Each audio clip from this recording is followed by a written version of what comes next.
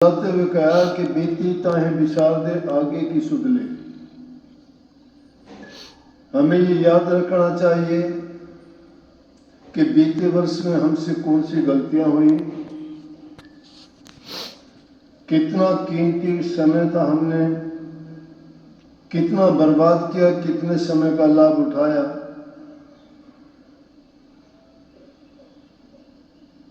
और अगर गलतियां हुई हैं तो उनसे हमें सबक लेना चाहिए और आगे आने वाले समय में उसका सुधार करना चाहिए।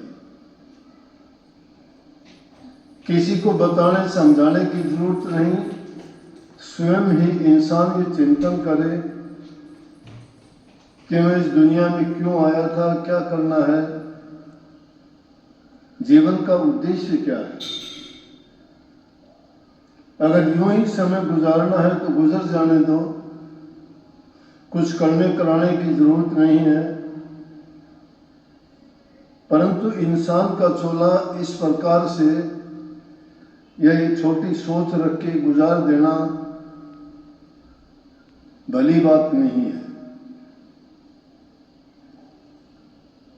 अच्छी बात यह है कि जो चीज गुजर जाती है वो दोबारा आती नहीं है।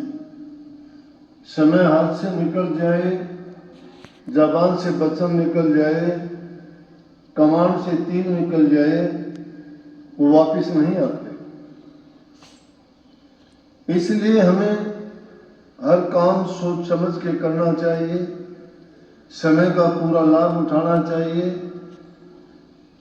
कोई ऐसी बात मुख से नहीं बोलनी चाहिए कि जो सारी जिंदगी चुभती रहे, और कोई ऐसा कर्म भी नहीं करना चाहिए कि जो सदा के लिए हमें कचोटता रहे, दुख देता रहे।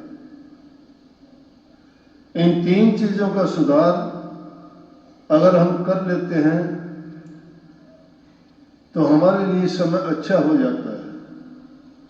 लेकिन इन चीजों की तरफ जो ख्याल ध्यान नहीं करते, यही तीनों चीजें उनके लिए इतनी बड़ी परेशानी बन जाती है कि वो जिंदगी जीते तो हैं, लेकिन वो चीजें उनको कांटे की तरह चुभती रहती है। इंसान सुखी जीवन जीना चाहता है और वो सुख संसार की पदार्थों में खोजता है।